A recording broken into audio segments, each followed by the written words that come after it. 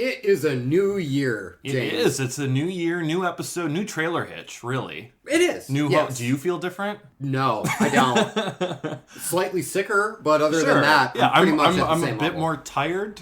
Yeah. Does that count? Well, and that's what I was thinking, man. Usually when you start a new year, you come in, I think, putting a bit too much pressure on yourself. Not me. At least I do. Okay. I come in and I'm thinking, this is going to be my year. I'm going to accomplish so much stuff. Mm-hmm. And then if I don't cure cancer by February, I'm like, well, this is it. I'm a fucking loser. You really again. set the bar high for yourself. I do tend to do that, unfortunately. I'm kind of realizing, you know what? I need to take that pressure off of myself at the top of the year. Yes, and you should. So, because of that mindset, you and I went and saw Cats. We wanted to be like, okay, this is the first movie we are seeing in 2020. Yeah. We can only fucking go up. It was also because we failed at a challenge that we set for ourselves. It was punishment. We didn't was. say, hey, 2020, you know what we want to do in this new decade? Again, I is really see need Cats. I need to teach you yes and, man. No. Like, that's the bit. That's my bit. My bit is to ruin your improv every second I can. We're going to have our intrepid bad movie correspondent Jenny Hawks on the podcast. As always, except not always. Yes, not always today. just became usually. Yeah. We decided that Jenny Hawks was too good for us, too good for all of us, so we put her on a hot air balloon and we sent her up into the sky. She's too good for Cats, much like really. the end of Cats, yes. And as such, we have two, not just one, two other right. guest hosts Yep. to fill her shoes. They're pretty big, so we just have them each in one. So, would you guys like to introduce yourselves? I'm Carter, and I saw that movie. You did see Cats? That was a movie. Okay, that was a qualifier to be on the show. That Congrats. was a movie. Okay, and I'm Micah. I also saw that movie. you Okay, don't seem great. happy about it. Okay, cool. We're going to get the energy We up go. right after this theme song. You can't haul your stuff without a trailer hitch. Trailer hitch.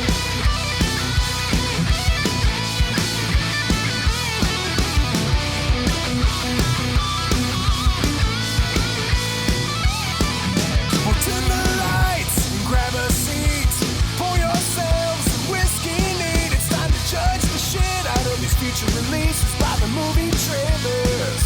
We're trailer hits. This movie might totally suck, but the whiskey sure is going down fine. Yeah, we're trailer hits. Anyway, this is Trailer Hitch. Hi, welcome to Trailer Hitch. It's the Cats. We are a podcast where we rate and review movie trailers. We rate them on a scale of need to see more, or never need to see. If James and I both give a trailer a need to see rating, we see that movie, report back to you guys on a segment called Trailer in the Review, in which we review the trailer in retrospect and the film writ large. Or sometimes James and I will goof. And when we goof, we go and we see a trailer that we gave a double never need to see to. Correct. That's right. We were pretty emphatic in our dislike of Cats. Yeah. And yeah, I'd say so. So that's what we ended up having to see. And thankfully, we did. We have Micah Pollard, who comes to us from the Shark Bites podcast. Yep. Shark Bites. It's a podcast about not awful shark movies, but shark movies. All shark movies. Yeah, all shark Good movies. or bad. So, according yeah. to a list from Wikipedia. And you're trying to watch every single shark movie, right? That's correct, according to Wikipedia. Okay, how many shark movies are there? According to Wikipedia, I think there's probably 90 of them. 90 of them? Yeah, so That is sounds less doable. than I thought. it's Wikipedia. Yeah. It's law. You have to follow the word of Wikipedia, and that's what we do. Is Sharktopus on the list? I'm pretty sure it is. Oh, thank It would God. have to be, right? Well, Now- I mean, it's a shark-octopus hybrid. Now, Carter, what podcast are you coming from? I'm not. Cool. Okay, yeah. Carter's a podcast Ronin. He's currently without he's without a podcast master right now. If you would like Carter on your podcast, all you have to do is get him a ticket to Cats, and that's about it. Although you can't anymore because Cats is now leaving theaters. So In and out it went. yeah. You don't need... Just ask. They were gracious enough to come on to the podcast, but that doesn't necessarily mean that they'll stay on the podcast, because we here at Trailer Hitch really should do this before we invite the people over to record. Yes. Now, that said, we need to see if you guys are a good fit for Trailer Hitch, and as such, this is trailer park application, because you can't just show up to a trailer park and be like, all right, I live here. Like, you gotta fill out a couple forms. Or anywhere. Yeah. Can't do that anywhere. Not in my apartment. Look, going to see Cats was the security deposit I put down on this. So I bet you better be able to refund that if I don't get in here. Crap, this is college all over again. So we're going to be asking you guys a few questions. Just answer as truthfully as honestly, as entertainingly as you can, because this is a podcast. But also keep it short. And keep it short, yes. Yeah. A lot of rules here on Trailer Hitch. We're asking you to thread the needle right out the gate or you're getting the fuck out of here. That's true. So, question 1. This is for both of you. Do you like Trailer Hitch? I do. I actively write into this show many I said times. short, Carter. All right. Micah. Yes! All right, cool. Yep, all right. I'm liking these answers so far. How about you, James? I'm loving it. All right, cool. All right, number 2. What's the last trailer you saw that you enjoyed? I really enjoyed the Just Mercy trailer. Oh, okay, Oh, cool. interesting. What Michael a- B. Jordan. Michael B. Okay. Jordan, Yeah. Jamie Foxx, Brie Larson. What about the trailer did you enjoy? It gives away very little about what's happening in this movie, but you get the vibe of who the characters still are. Mm-hmm. So it's, oh yeah, I want to see what they are about to go. Gave you just enough to... Just gave me a taste. Yeah, to get you interested, and obviously the concept must have worked for you because now you're interested in the movie. Okay, very cool. And Micah, what trailers have you enjoyed lately? Actually, there was a trailer for this Spanish language movie that I watched recently called Te Quiero Imbécil. Okay. And I haven't heard of that one. It has the actress that played Tonks in Harry Potter and Osha in Game of Thrones. So And a that's, Twi'lek in The Mandalorian. yeah, and that's why I was looking up her on IMDb and I saw this and I was like, oh, what's this? And I watched it. I don't speak Spanish, so a little bit of it was up, but based on the trailer, I was like, yeah, I'm gonna watch that. Okay. Was there cool. subtitles, or were you just going off of visuals? Visuals mostly. Interesting. Okay, Oh. well, that's a mark of a good trailer. Yeah, Yeah, you don't even need to know what they're saying. Definitely feel free to send that to us because Kevin and I do a lot of foreign language trailers during our con episode. When they don't have subtitles, sometimes they're horrible. But when we just you have can, to guess what we're watching, too. But when you can like get it across with just the visuals, that's the mark of a good trailer, I think. All right, this next question is for Carter. You had mentioned this already, but we thank you for consistently writing in to drop some comic book knowledge, I think is the most polite way we can put that, James. Yeah. Yeah, okay. So, if James and I were superheroes, who would we be? And just a hint, if we don't like the hero you've assigned us, we're going to kick you off the podcast.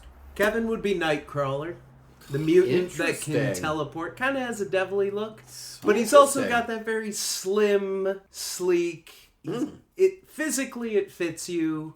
All right. The religious aspect less so, but the physicality definitely. I would like to teleport, so, all right. It is the best power. Were you going to say James is? I'm gonna put him on Silver Surfer. I do because his love of Star Wars screams spacey. It's cosmic. I like it. And yeah. you know, very noble causes. Yeah.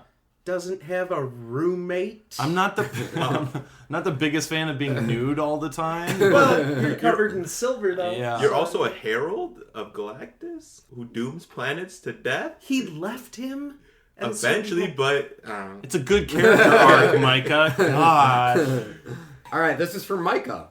So, in regard to your shark film podcast, what are 3 shark films you like? And first, none of your 3 answers can be Jaws. And 2, you only have 10 seconds to answer. And go. Sand Shark's Bait and Jersey Shore Shark Attack as of right now. Oh my God! That Oh, was, sorry. How many? No, you. What? That took you 20 seconds. It was in a weird time suck. No, seriously. I'm doing how long was improv. I'm doing improv, Kevin. Am I Oh no, I've got a beard. I've grown old. You did that in 5 seconds. Well Wow. done. Well done. No that? deep Amazing. sea. All right, so I've actually watched one Oh of shit, these. you're right. Yeah. I've actually watched one of these with you. Can you please tell us as an audience what Bait is? So the premise of Bait, it's set in Australia. There's an kind of pseudo underground car park / convenient or grocery store. Tsunami comes and the whole place gets filled with water and 2 great white sharks And it's a band of survivors in this car park and grocery store trying to survive while this great white shark is swimming amongst the aisles and car park. And it's fucking awesome. Cool. And there was a sequel that was supposed to come out where it was in a private school, but that never happened. Oh, no. Honestly, Bait is pretty fun. You don't think Sharks in a Frozen Aisle is going to be as entertaining as it is, but it is. Next question, guys. This is a trivia round. Now, whoever gets this right first will have their opinion taken more seriously than the other guest co-host for the rest of the hour. Do we have to buzz in or Just shout it out. You can just shout it out. Shout Okay. it out. What film does Sam Neill's character watch at the end of John Carpenter's In the Mouth of Madness? I've never seen that movie. That's not I an don't answer. That's the question. Is it The Thing? Is it Poltergeist?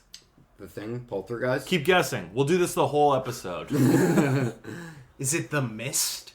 Can I get a clue? Like, is it a John Carpenter film? Yes, it is a John Carpenter film. Ooh.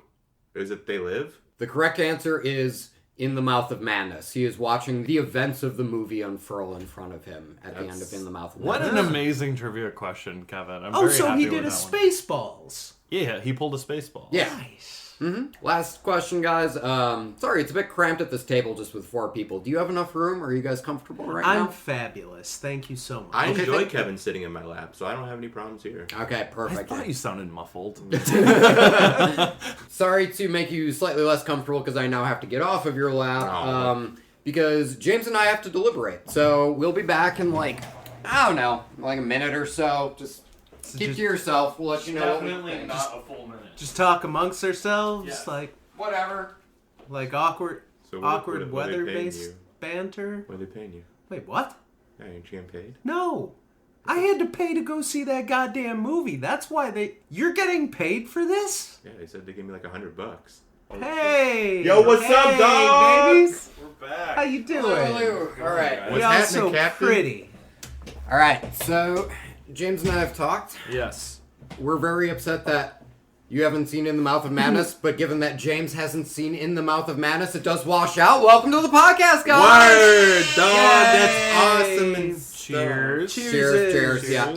Cheers. Oh, I can't reach. There we go. One of those. Okay, great. Now, before we can get into talking about cats, there are trailers that came out. That's right. Like we said in our very last episode of 2019, which was best trailers of 2019. Yeah, we said, yeah. hey, guess what? There might still be trailers, in our little hiatus that we take. And there was a couple. Yeah, So- yeah, and we don't blame you if you don't remember that, folks, because that episode, that was last year. This is a whole new year. We gotta start fresh. But yes, there are a couple trailers to talk about. Luckily, we have Micah, we have Carter by our sides.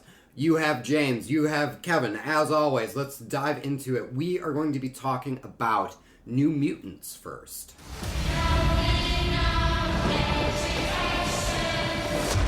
This isn't a hospital, it's a cage.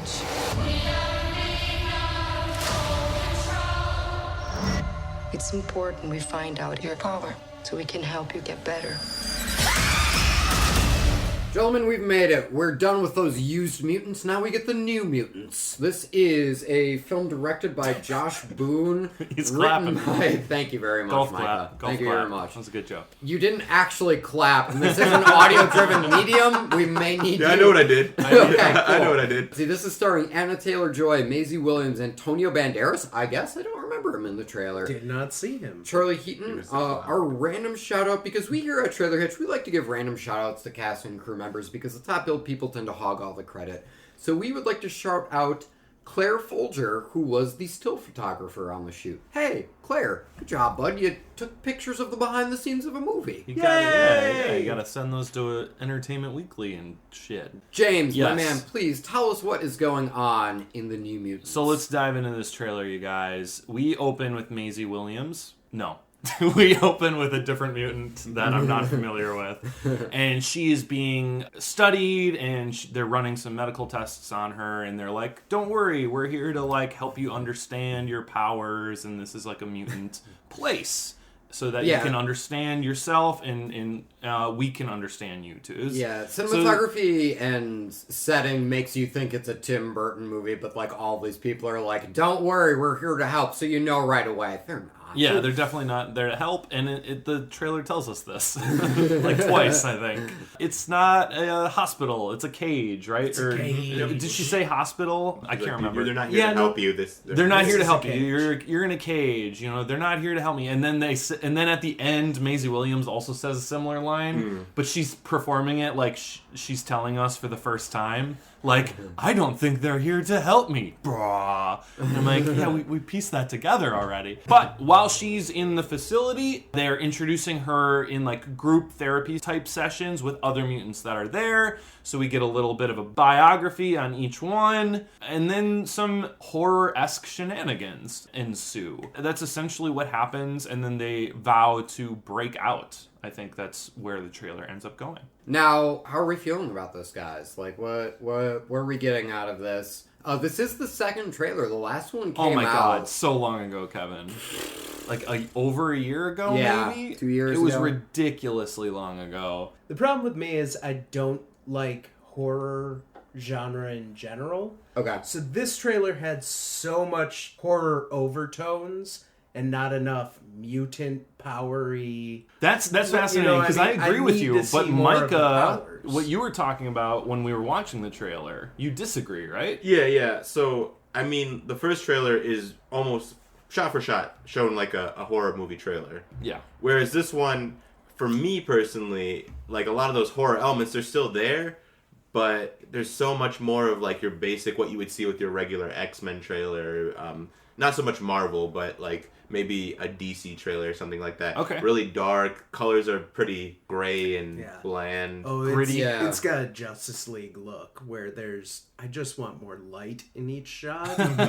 I did like the horror vibes that we do get in it, but I agree with you when it comes to like, this is so-and-so and they have these powers, and I'm like, okay, that's a little paint by numbers. Yeah, it's that first trailer. It's like we've gone from scary stories to tell in the dark to Dark Phoenix. I definitely think they are pulling back on the horror. Have you seen the first trailer, Kevin? If I did, I don't remember. It was so long ago. It was a while ago, but it was basically horror movie first, superhero movie second, and this definitely flips it. I don't know if that's just because Disney, which is known to be a more family-friendly studio, ate the goddamn studio that was making this. In terms of the trailer itself, I definitely am grasping onto the horror aspects more because this is something I haven't really seen with the superhero genre. Now, that said, I think a huge reason why we don't see this mix is because so many of these properties are ultimately supposed to be family friendly. So how dark and how horrific can you get with your superhero horror hybrid? Totally. Yeah. And as of right now, definitely the One Flew Over the Cuckoo's Nest setup with these characters felt a little bit too Hot Topic to me. Or like Twisted Metal Black, the video game. I know that's a very niche reference, but the best way... You got it. PlayStation 1 in the house. But yeah, it's very much, we are trying to be dark and brooding, and look at how dark and brooding we are. Do you want to come back to my place and listen to Korn? Could I posit something? Sure, you? Please. So, originally it was kind of marketed, and I mean, the first thing that we got was more of a teaser than anything else, right? Yeah. It was a lot shorter. It was longer than your average teaser, but it was shorter than like a full-on trailer. Yeah. So, like, I mean, and it did a magnificent job, because I remember they actually played that in the theaters, and it was like, wow, this is something really different, and a lot of people were praising the New Mutants trailer for, you know, doing something different with the superhero genre that we hadn't seen before. Yeah. And then, you know, we get all this production crap that went on in the background. Yeah. And in that ensuing time, Brightburn came out, right? Oh, yeah. Brightburn did come out last year early or mid-year? I think it was mid-year. Was it? It was like May. Yeah. Okay. That's actually a really good pull, man. I completely forgot about it, but that definitely does go into horror, and it is definitely violent. It's very gory. So I'm wondering, I mean, not only just because they're acquired by the mouse, but because of just kind of how it was, if I remember correctly, it kind of just was lackluster, Brightburn. Like, people weren't, like, legitimately hating it, but it was something that people didn't enjoy. Yeah. I saw it. Yeah, it's definitely very dark for sake of dark. I wonder with this trailer if they're like, okay, so people might, like, associate it because they still have Brightburn in their mind with the New Mutants movie. So maybe what we'll do with this trailer is we'll take it and we'll make it more kind of paint by numbers superhero trailer. Because, like, obviously, yeah, we're still getting... You can still see those elements of the horror. They're still there. You know, most of the teaser trailer is in this new trailer. The shots with... Oh, like, yeah. I see what you mean. They recycled shots and stuff. Yep. Kind of wondering if maybe part of how they cut this trailer was because of... How Brightburn was received? And I could be completely wrong, but it was just, you know... At the same point, when I look back to, say, Captain America Winter Soldier... I don't remember those trailers really showing all the espionage aspect of it. And I think, personally, I would like more superhero and then get hit when you go to the theater with, oh, this is going to be scarier than I anticipated this being. Yeah, Winter Soldier was really scary, guys. No, but I know what you mean. No, Batman and the Wasp had me grasping the edge of my seat. Girl, did you see his hair? That was scary. I think that's a good point, though, because there is something to be said for everyone's different tastes in trailers. And if that's something you want saved for, like, a movie surprise, that's one way to go with it. Yeah. I don't know what this movie's gonna be. No, I don't think the Yeah. studio knows. Yeah, that's a good point. I could definitely Either see- studio. Ooh, I want a happy-go-lucky trailer next then. That could be- that that be. So It awesome. could even be more horrifying if it was just happy and cheerful. Road trip. Bright sunshine. It's a road trip movie. Especially having seen the other two where now all of a sudden it's... What? I killed my girlfriend. Dun, dun, dun. Sarah the Mutant is just a happy-go-lucky teen. There's only one problem. She's in a cage. There's more problems than that. But that's the insight. I'm pretty sure that's the movie right there. In a nutshell, don't even need to see it now. Will she be able to use her mutant powers to get out of there? And get the boy of her dreams. There it is. Yeah. Yeah. This feels like a trailer for a movie that is actively being fist fought over in some studio office somewhere where they're trying to figure out what they have and how they can market it. And I'm kind of morbidly curious now just to see what ends up coming out of this. Because for all we know, when you go to see this movie, yeah, they're marketing it as a horror movie. It could very much not be. Yeah. Like, all the scariest components could be what you saw in that first teaser, and it is more girl interrupted. Or One Flew Over the Cuckoo's Nest. Like, Yeah. they could be more going for... Hopefully not Glass. This is definitely intriguing, but is it intriguing enough to get us into a theater? So, once again, our rating system is need to see more, or never need to see. Gentlemen, where are we at? Carter, you go first. I'm gonna need to see more. If I can see more of the superhero dynamic in another trailer, yeah, I'll be in that door. I'll see it with bells on. Still, for me, it's a little too horror-y, where it's just like, I don't need to see. So, Carter is scared, so it's a need to see more. I need Micah. to see more. I'm going to go with need to see. Was that the one? Yeah, that's the top That's one. the top. I want to see this, and for weird reasons, because it either they're going to do something really interesting with it, or I could really honestly see it being another Dark Phoenix.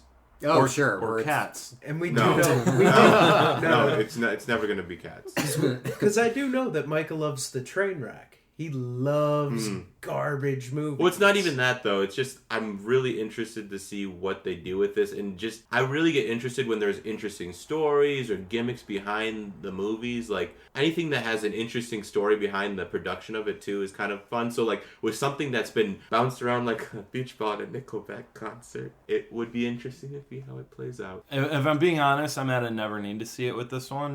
This one just really didn't do much for me. I'm at a need to see more, and it's more so on the basis of what Micah was talking about, which is, as of right now, no, like, there really isn't a ton in here. I am liking those horror-style flourishes. Yeah, sure. But that said, now it feels like this film is kind of getting away from that, or at least in the trailers, they're starting to get away from it. I just have And doubts there that is- they commit to it. Yeah, so. and there's a part of me, though, that's like, are they going to try and get away from it, but without doing reshoots? And if that's the case, we are about to get a goddamn train wreck in theaters on April 3rd.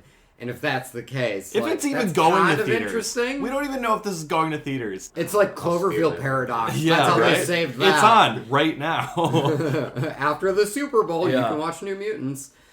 Gugh. Okay, well, guys, it's getting a bit intense in here. I'm just going to go ahead and say it.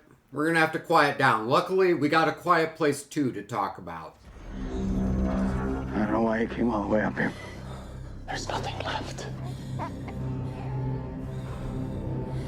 Please. There are people out there worth saving.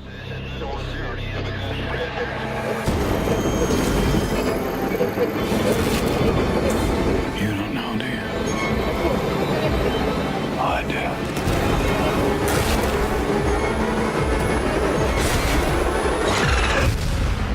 The people that are left, they're not the kind of people worth saving.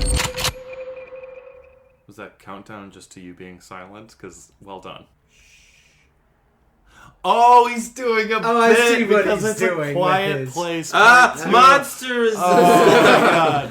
You guys are I'm talking- letting you know right now I would be the only one to fucking survive in this There's apocalypse. monsters. You guys can't see it, but No, there's because actually James monsters. would have been murdered, and then we all would have kept our mouths shut. I got it, though. I got it. Don't worry, you're the John Krasinski of our group. You got it too Yeah, late. I got it. This is A Quiet Place 2. This is directed by John Krasinski, written by him as well. Sorry, I said his name This is starring Emily Blunt, Cillian Murphy. That's how you pronounce it, right? Or is it I've Cillian? always said Cillian, and I'm never going to change. I don't care if Cillian he Murphy. himself says it's Cillian, you idiot. Noah Jupe, Jimon Hansu. Our random shout out is going to go to Megan Norris, who is a makeup artist. This is A Quiet Place 2. This is what's going on here, folks. We begin with day one, which I suppose is where most films begin. Yeah. But with A Quiet Place 2, day one has a particular connotation because this is the first day that these monsters attack. Or aliens? Or is it monsters? I don't think Monsters, it's aliens. Interdimensional beings is possible also. I don't Not know. Hopefully, ours. hopefully someone will write it on a whiteboard at some point in this movie. Ooh, we can only Maybe hope. circle it a couple times? Yeah, exactly. So we open with Emily Blunt fiddling with a radio. All signals are down. She is driving in the car with her kids. She is trying to figure out where her husband is. This kind of seems like family went out shopping. They kind of split up to cover more ground quicker, just to, get cereal and shit like that faster. But oh boy, that was the wrong time to do it because we round that corner. We have a car stalled out in front of her, and when all of a sudden, whoop, bam, there's a monster on that truck now. That's right. So Emily Blunt drives around that car. We drive forward, and then all of a sudden, we see a bus. Nothing too scary there, right? I mean, no, that bus is coming right at her. Bus is coming right at her. Is that Easily scary? avoidable. She throws it in already reverse. murdered. And I will give Micah credit. She throws it in reverse. She's driving backwards as fast as she can, so that way she doesn't Probably get killed a few completely- people. She doesn't get run over by this bus. And Micah does make a good point. It is the automotive equivalent to the end of Prometheus with Charlize Theron. We don't have to get into Prometheus. We don't have to get into it right now. We've done it before. We'll do it again, just But not what today. I do like is as she is driving backwards, she's looking away, and the window or the windshield of the bus is blown out. Yep. And when all of a sudden you just see two little legs crawl up, and that little monster start to poke its way out of the bus. I thought it was great because I just imagined that little monster going on his bus route, and he just wants to be a good bus driver. Give the ride free. I might eat one of them. I do like eating children. After the ill-fated bus ride, we now see Emily Blunt with her kids, older, wiser, now with a shotgun, walking through a field when all of a sudden she trips over a wire, which makes noise. She looks at her kids, says run. They start running. When all of a sudden her children are being grabbed and pulled by these forces. What's going on? Oh no, are we seeing the characters die? Nuh-uh. We are seeing something else. This movie gives us something just as scary, if not scarier, than sound-driven monsters. It gives us shut-in rednecks. So the shut-in rednecks have pulled them inside, and Emily Blunt's like, we gotta get out there. We know how to fight these monsters now. There are people out there worth saving. And Chilean Murphy and Jumon Hansu are kind of like, but, we're comfy here. We have Uno. Don't you want to just hang out with us? Yeah. They're like, have you seen any apocalyptic movie? The human beings are the real monsters. Yeah. I mean, they're definitely, I feel like from the trailer, that's what they're going to lean into. Yeah. And that's why I liked the first one so much, is because it didn't do that. It was like literally about a family and these monsters. It was like the art is kind of like, all silent and stuff. Now, I never saw the first one. Do you actually see these monsters in that first one? Oh, yeah. Yeah, you do. Okay, so it's not a Jaws where you're just... For a big part of the movie it is. Okay. But even in Jaws, you see Bruce. You see Jaws. Well, no, but that's what I'm saying. We see a lot of the alien monster in the trailer, things in this trailer. It's because it's revealed in the first one, so it's not a mystery. So really at this anymore. point, yes. That good question, but yeah, I love that opening. I really like it's the best part of the trailer. Car ride through that main drag of that small town, right when effectively the apocalypse happens. It gets me right into the middle of it. I love the way that it's shot from inside the car. It makes us feel like one of her kids feeling powerless as your mom is trying to not get hit by a bus. She hit at least one guy. She does hit one person, but it's the apocalypse, man. Those things will just happen. He was not following the proper etiquette of crosswalks. Just saying. He could have waited for a signal. Yeah. Now the remainder of the trailer, I do think that there is interesting stuff. We'll see. But Like you said, I think the first part of the trailer is the best part. For the rest of it, my brain kind of just went, "Oh, Cillian Murphy's in this." Well, what about you two? Yeah. When they kind of stopped the trailer to have him read out the line, like, it's not the monsters you have to worry about, it's the people. It's like, okay, something tells me that these monsters, we're not going to get any more real backdrop, or that it might be something that's going to be quickly expositioned away. What we're mostly going to probably focus on is like the interaction between these humans, and maybe creepy redneck dude's going to have like some arc where he like, he doesn't like people and everyone's crap and blah, blah, blah. And then like, oh, but she's got a little baby, and oh, my redneck heart is melted. I'm going to vote Democratic. And then It's just so every zombie movie, every apocalypse movie goes through this, and so I'm hoping this movie doesn't, because we've seen it all before. Carter? I mean, unfortunately, this is one of those genres that I just won't go to see. we did load up two trailers that you just inherently aren't for you. So what I will say that I did like about this trailer is the same thing you like, is that first beat. It feels like, oh, this is the first 3 minutes of the movie that you're showing, for lack of better words, and then it goes into trailer stuff. It's a nice... It's action movie. That first part of the trailer is action movie. Yeah, it's alien invasion. You're half expecting when that alien is coming up, Tom Cruise to blow it away with a gun and just hero pose the crap out of it. Yeah.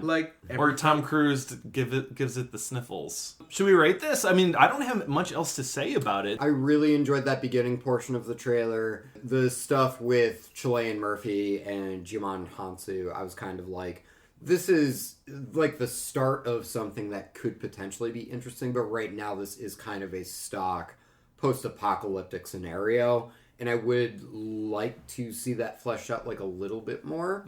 I will go ahead. I'll give this a need to see more. Okay. I'm giving it a need to see more. I mean, I love the first one so much, and I think there is potential here. It does buy some If I see another trailer that it's like the people are the real monsters, I'm signing off. No, I'm just gonna say it right then and there. Carter? Nope. Yeah.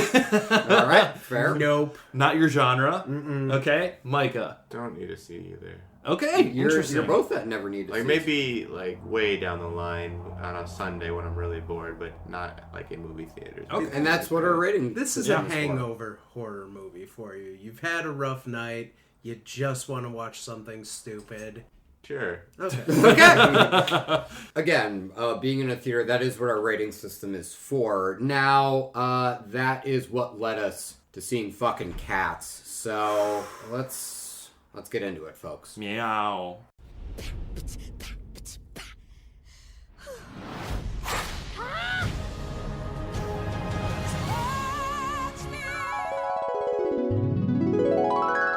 For me, this is...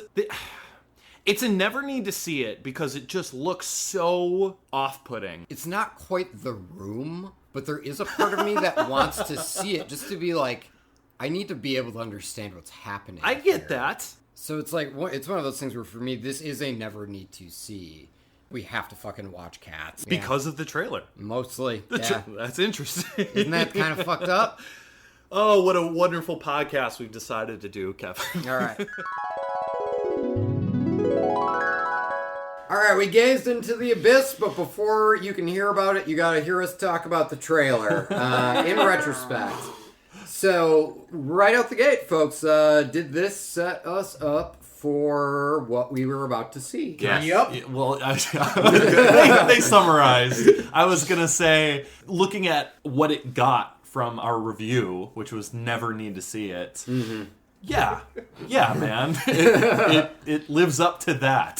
So, the thing that I think I was surprised by when I was sitting in the theater, I didn't realize Cats was more or less like an opera where everything is sung. Yeah. So I was expecting there to be at least a handful of just genuine cat moments where they'd be able to chat with each other. Well, because the trailer uses like the only like few seconds that people aren't singing. Right, like the James Corden joke, like, Yeah. yes, I say to you. Like that sort of stuff. Yeah. And Rebel Wilson has a few talking lines. She's the only one I think that like had the biggest script in that movie. Dame Judi Dench did some talking. Did she really? It was more It sounded talk singing. painful when she was singing, so there was some where she was actually talking. Well, if you can include to- that monologue at the end of the movie, then Yeah, I did. Oh, I did. Jesus Christ. We'll talk about the movie. We're jumping in a little ahead bit. here, sorry, Yeah. sorry. As of right now, I would say for the most part, certainly visually, you are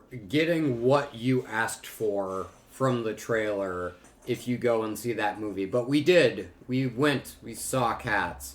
We are now reporting back to you. What I will say before we get going, just because there are people out there that genuinely like Cats. Maybe not this movie, but the Cats property writ large. I enjoyed the musical. Sure. And for what it's worth, having now seen the movie, I feel like I can kind of understand where that comes from. Because this is about a cat that is literally thrown out of a car, not wanted, that finds a community of other cats that express themselves as shamelessly as possible. And it's about expressing yourself so well that you achieve this other plane of existence. So I can see, especially like as theater kids, the kind of people that would see Cats and really be taken by it and really have a special connection to it.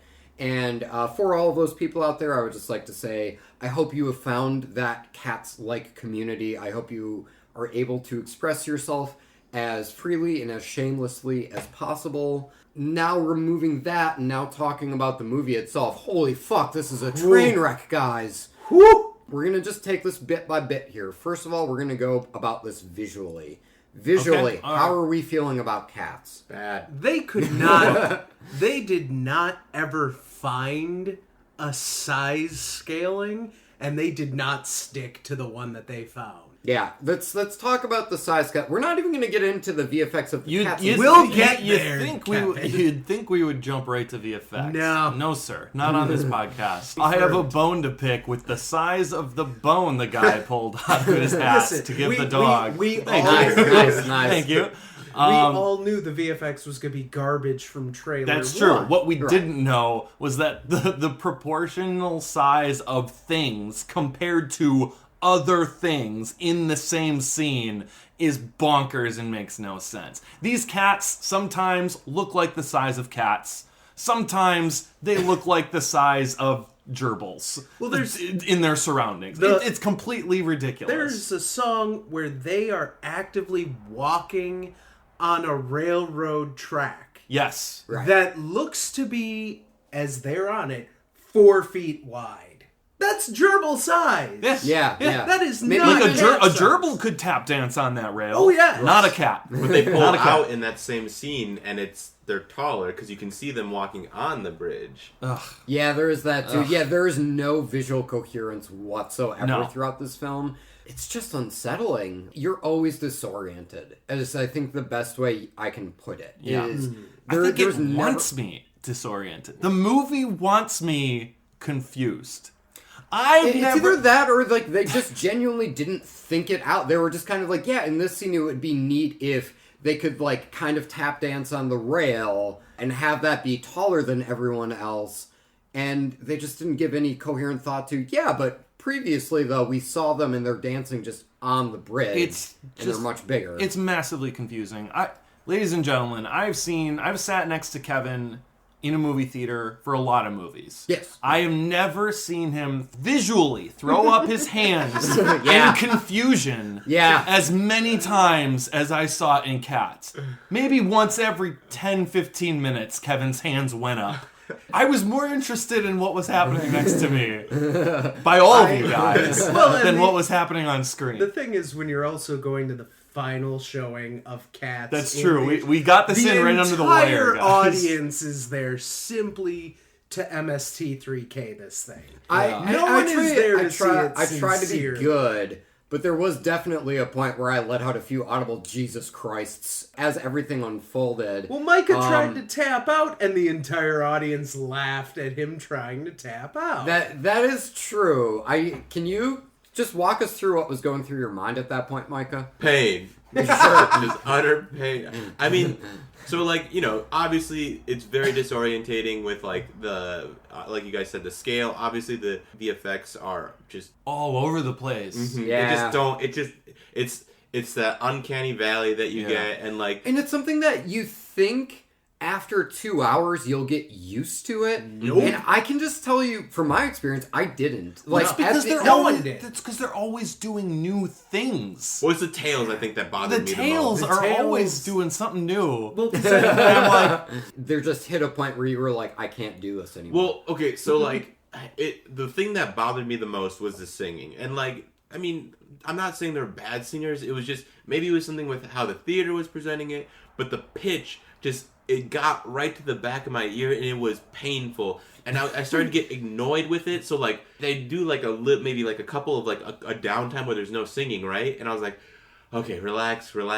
And they started singing, and I would clench my jaw, and then by the third time that they did that, because there was like a string where like, it was the Victoria Cat, and then it was Tiffany Hudson or whatever her name is. Sure. The memories. Yeah, so like when she goes out, she sings, the then the cat sings, then she sings again, and then Judi Dench sings. And I was like by the time she was singing, I was just like, oh, and you saw me. I was having a visceral physical reaction. And like I said, Dame Judi Dench sounded like she was in pain singing those songs, and not even the vein of like Ian McKellen. You see him start going, and straining, it's like, oh, he's sad, and he's realizing the movie he's in. But it's verbally, her throat is in pain. There was a definitive point where I looked over, and now bear in mind, I have watched some of these rough shark movies with Micah. I have seen 47 Meters Down 2, I have seen Deep Blue Sea 2, and we were able to make it through that, and it really said a lot to me when maybe like an hour 30 in, I hear you audibly groan, I look over, and you look me dead in the eye, stone serious, and you're like, I can't fucking do this. And we had to talk you down like it was a bad mushroom trip. It felt like a bad mushroom trip. The vomit was in the back of my throat, but it was there. It was present. I felt it. So visually, and I will also say too, the way that the dancing is framed and edited is often really jarring, and there are definitely points where I don't feel like I'm getting the full brunt of choreography. I don't know where characters are dancing to or where they're dancing from, or why one of them has a One thing that's kind of weird about the movie, and like I talked to you, I don't know the validity of it, but you guys said this wasn't motion captured. I don't know. I guessed. But like I said, I heard it's green screened as hell. That's for sure. All I know is like with Cats, the play, it's really impressive to see these people obviously on a stage doing these movements. Yeah, right. But with the effects that they were using, there's a level of lightness to the characters, so it doesn't have that power that those dance moves have, and then you're just distracted also by just this god awful CGI. So like I kept on seeing myself like, oh, that's a really cool dance that they're doing, and that's really impressive ballet or really impressive hip hop, really impressive freestyle.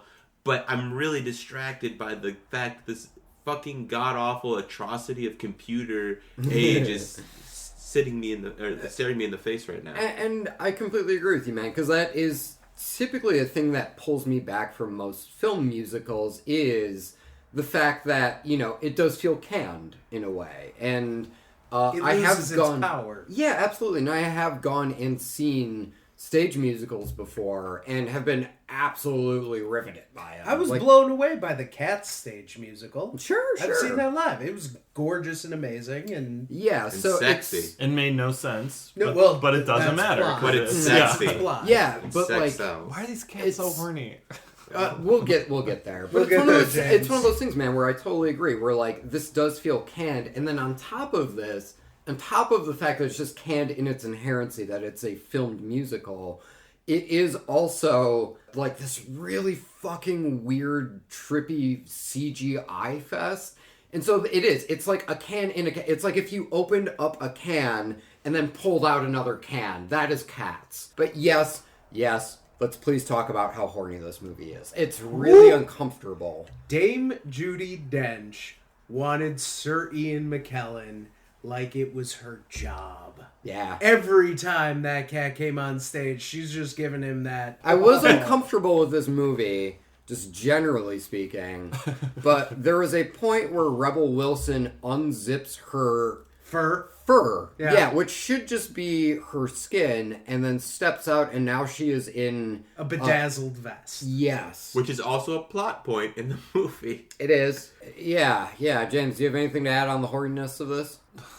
There's a lot of it. No, I don't. It's just... It wouldn't bother me so much if this movie was about anything. But it's not about anything. So these cats are just horny and singing about what kind of cat they are. Which in a stage play can work. I don't know if I agree with that, Carter, because I also want a story that makes sense on the stage. That's why I like better musicals than Cats. I've never seen it on stage. So I will say, caveat, sure, maybe if I did see it, it would blow me away, and I'd be like, I get it now. Mm-hmm. But since this is all I have to go off of, I have to assume that this is the most horrendous thing ever thought of, dreamed of, or conceived ever. And anyone who likes it is disturbed. And you're right with I will once again go back to the top of this review where I said, you know, if you connected to this in some way, do you? But that's like what I said, though. That's what I said. I'm like, because this is all I have to go off of, that's what I have to assume. But could I ask, if you like this movie? Really? Yeah, and that's fair. Please write into trailerhitchmailbox@gmail.com if you did enjoy this. That said, from like a story perspective, basically what you get out of this is the white cat that you see through those trailers is thrown out of a car. All of a sudden she's let out of, the cat is out of the bag. And then a bunch of other carts start dancing and are like, all right, bro, welcome. You're in Cat Town now. And that's when this cat finds out that, oh, yeah, we have this annual event where you get to go to cat heaven. The way you get through to Jame Judi Dench is you gotta dance, you gotta sing, you gotta be light on the loafers, and you can't be good at magic. No. That won't do it. You could save her life with magic. No, you don't get to go to cat heaven. No. May I add, though, that's not cat heaven, that is cat certain death. Yeah, and that's the thing that we should note, folks, is what is the prize for winning the cat contest? You get put in what's effectively a hot air balloon, and you just get shot up into the sun. But hey, I think we can agree, having seen this, if you're coming here expecting a story or character development, you are in the wrong goddamn theater. I mean, in essence, the story is talking about who's going to be the Jellicle cat. It all revolves around this one event, and but it's how, just who is going to be magnified into that one idea to be. And also the main point of view character is that white cat. And bear in mind, I feel like the events of this movie are almost exactly the same if that cat is not there. Mm-hmm. Yeah, really, 100%. The only thing that cat does is go out to what you dubbed the Tina Turner cat. It was like, hey, Jellicle. Tina Turner cat. I feel like you should hit up Jame Judi Dench quick. Brings her in. She sings Memory. And Judi Dench was like, well, Magic Cat saved my life, but you memory belted was out a really high good. C. Yeah, you kind of... Get on the hot air balloon, bud. Yeah, you did. Other than that, the White Cat really does nothing throughout this entire movie. Yeah, that's true. And so again, yeah, from a story character perspective, God, you're in for a rough go of it if that's the stuff you gravitate toward. From a thematic standpoint, all you're really getting out of it is a group of outsiders finding like-minded weirdos for 2 hours, and that's all you're getting out of that theme. Let's talk about the music, because that is clearly all Cats wants us to focus on, because that is the driving force for every single frame of this picture. I mean, they want you to focus on one word, which is Jellicle. The Jellicle. That's You know what? Weirdly enough, the one that I found the least grating was probably... If you say Taylor Swift, I'm gonna slap. No, I was gonna say Rebel Wilson's. It was weird because but she eats cockroaches during it. I'm The talking cockroaches about have faces. I'm talking about the music. I'm not talking Yeah, about we're talking about music right now. That's Okay. right. Okay. like the Rebel Wilson thing was okay enough. I didn't like the Jason Derulo crap because first of all he was using that stupid British accent, and he's not British, right? I don't Taylor know. Swift did the same thing. You're correct. And like I get it, they're in London, but it just sounded shitty, so I didn't like that. Okay. And then I just don't like I don't like cats. So like everything about this movie is really actually pretty on point for how I feel like a cat's mindset goes and how they think, because it's just like, I'm the best, I'm so great, fuck everyone Well, else. you said it in the car on the way home, or we were having the conversation of, she's the Tina Turner, why are the cats all being so mean to her if she's gone through all this stuff? And we had to just eventually say, because cats are dicks. Yeah, like They're assholes. Yeah, no, that's. I mean, if anything, this is like anti-cat propaganda. I was about to say, I was a pretty big cat guy walking into the theater, but I feel like I'm really coming around to dogs. In a hard way after this Dogs are movie. amazing. We did learn as well, cats are not dogs. That's true. That is a line, That's a line in the that movie. I- They really want you to... Not just a line. There's a whole verse of Dame Judi Dench's song Singing about how, directly into camera. Oh, Not that's too. so looking. That is like Straight so down of the all barrel. of all the very uncomfortable things that were in this movie. And there are a lot. I still think that takes the cake. Yes. Yeah. Dame And Judi it's the end of the Dench movie. in a close up. Like it is close up on her face, and she's looking off camera somewhere. No, she's staring Nope, up. she's looking off camera somewhere, and then she turns and looks, and I'm like, "Keep turning your head, please." But they do and that, she like, 4 doesn't, times. and then she stares at you for so long, and I It felt longer than squirmed- it was. I squirmed in my seat You for and I so couldn't long. look, yeah. I had to keep looking away. I'm like, this is Really? so uncomfortable. I did. I was like, I don't like this. So judging me with it was her so eyes. And uncomfortable. what made it so awkward was, she sings an entire verse singing directly into camera. Cut to a No, wide shot. not into camera, We- into my soul. Cut to a wide shot and, chorus of cats sing something. And then we cut back to the close-up of Dame Judi Dench singing directly at you again.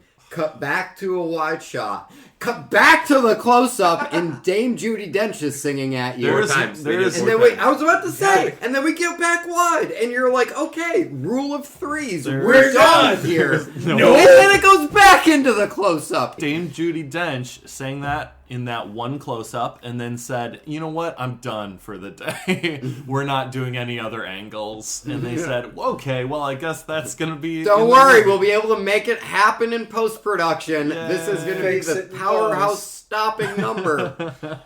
Oh, fuck me, dude. Okay, so again, musically, just because Carter, I know you came in with...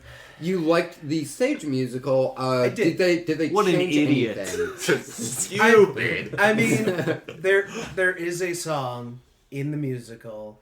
It's the Mungo, Jerry, and Rumple Teaser, who are The cat the thief- burglars, the thief for cat. lack of better words. God damn it. Yeah. Oh, the cat puns! I forgot about that. Oh, they were you- all no, you over that didn't. set. But as I'm watching it, and I had to listen to it on the way over here today, to be like, maybe I just haven't heard the song. No, they completely changed the melody of that song. They Oh, kept really? all the lyrics in the same, And I get it. If you have to add new stings, if you need to up the tempo a little bit. Oh, yeah. It's an adaptation. No, this is an entirely different arrangement. Arrangement for this song. And it was jarring. It wasn't for me. No, I take it back. It was jarring for me, but not for the same reason. Because I knew what it used to sound like. That song in and of itself was the most jarring. What's a more extreme version of jarring? Debilitating. Debilitating it was. No, I was past that point. But their favorite song. The play? No. Movie? This movie. We're talking about. Let's focus on the movie, guys. Okay, that's why we're here. Because that's the thing. In the play, what about the comic that came out? It was in the play. It's McCavity. I did not like what Taylor Swift did to that song, so it was the Railroad Cat song. Okay, because it sounded the most like the play, and the guy's tap dancing was. It was good, amazing. Well, from a visual, I'd say that song, but from a song point of view, I would say the other one. I'm also going to go with the Railroad song just because I feel like the proportions of the railroad tracks are atrocious, but at the very least, the Railroad Cat, I don't know, like, seemed engaging in some ways. And, like, they mix where they're singing. Because it's worth noting, most of these songs just happen in one location. They fuck off to a house, and then Rebel Wilson sings in the house. Then they fuck off into the alley, and then James Corden sings in the alley. At least with the Railroad Cat, we get different locations. Inexplicably. It's inexplicable, but at the same time, that actually started to feel like a movie. Like, okay, we can go to a railroad track, now into the train, now back to the theater where we started. That's a good point, yeah. But that had me sort of engaged. It also has probably like one of the best laugh out loud moments if you're looking to make fun of us, which is that song ends with the Railroad Cat ballerina twirling and twirling and twirling. Now he's twirling in the air, and you're like, at this point, you're like an hour and 20 into the movie, and you've just accepted this as reality. Yeah, nothing wrong can happen here. And then all of a sudden, that cat just poofs away.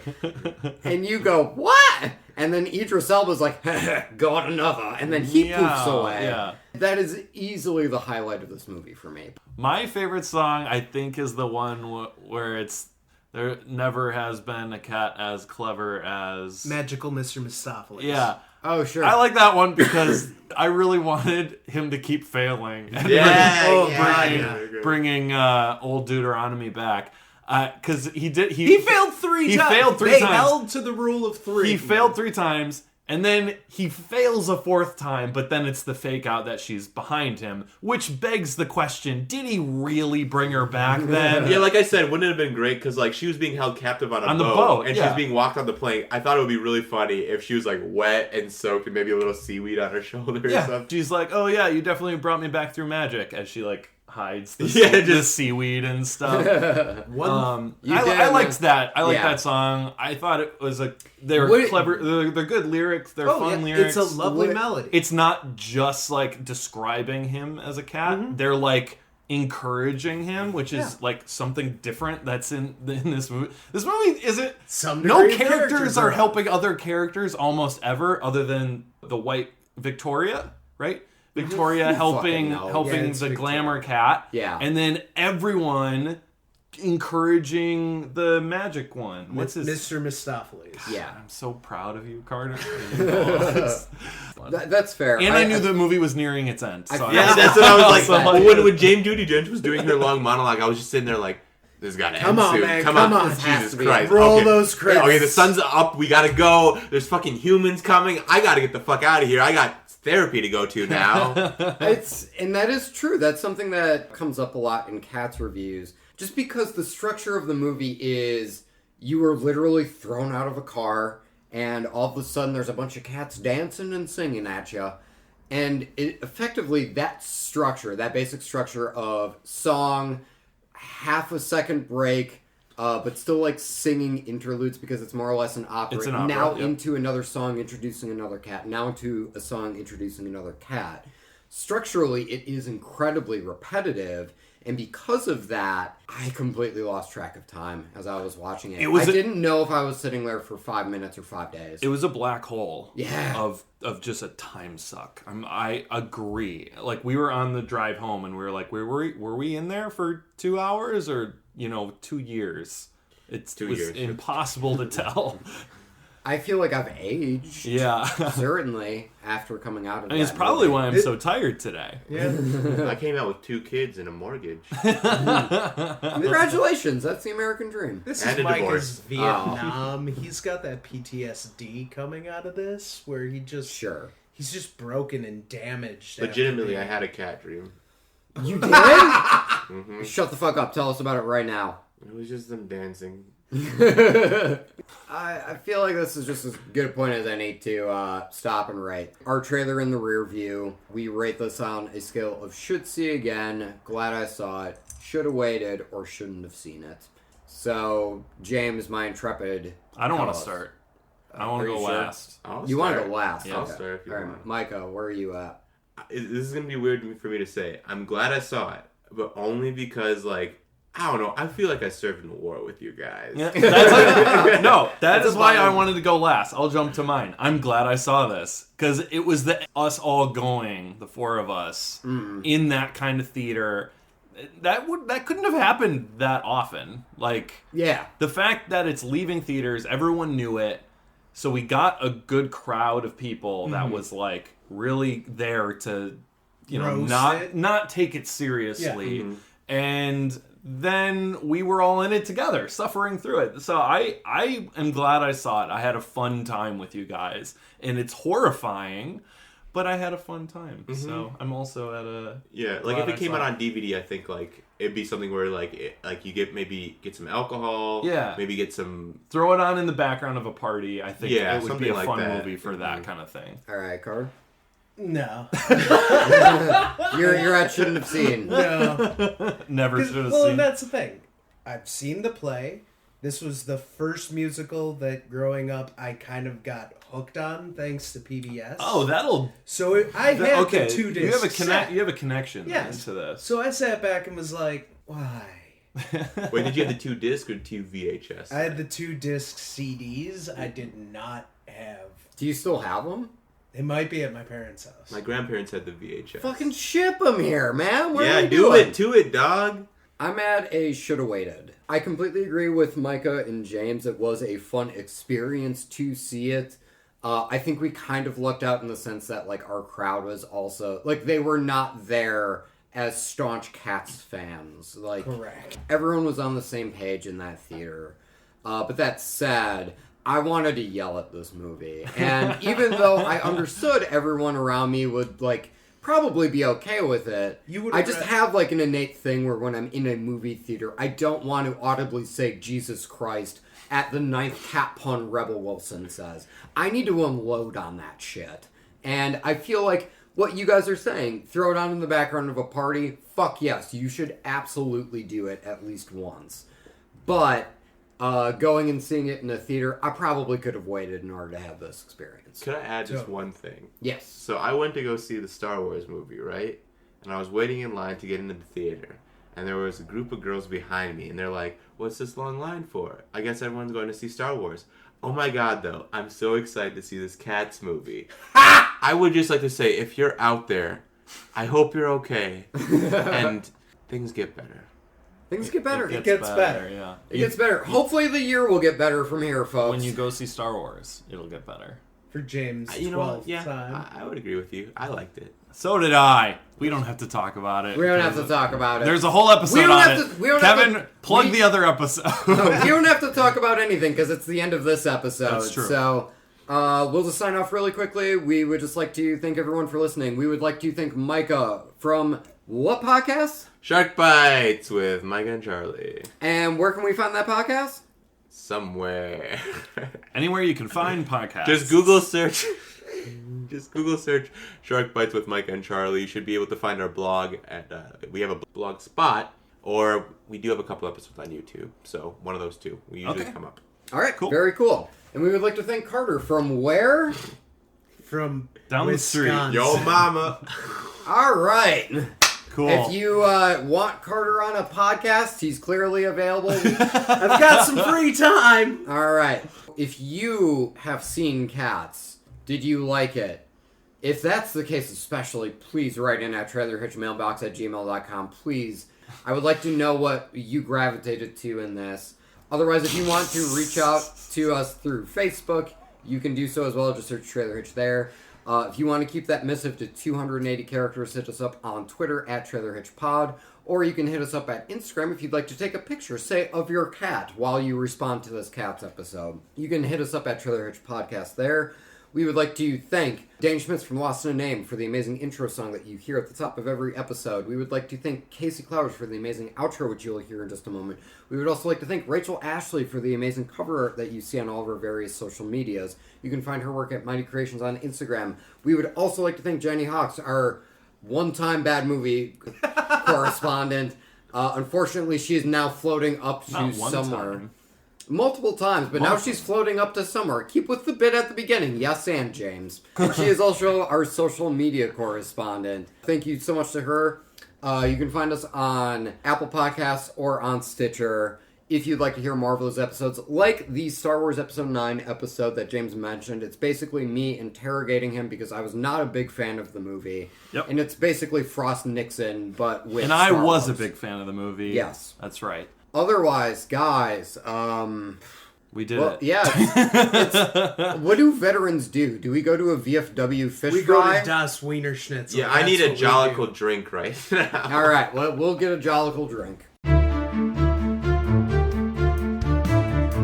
You can't mount holy sails without a sailor stitch, and you can't haul your stuff without a trailer hitch.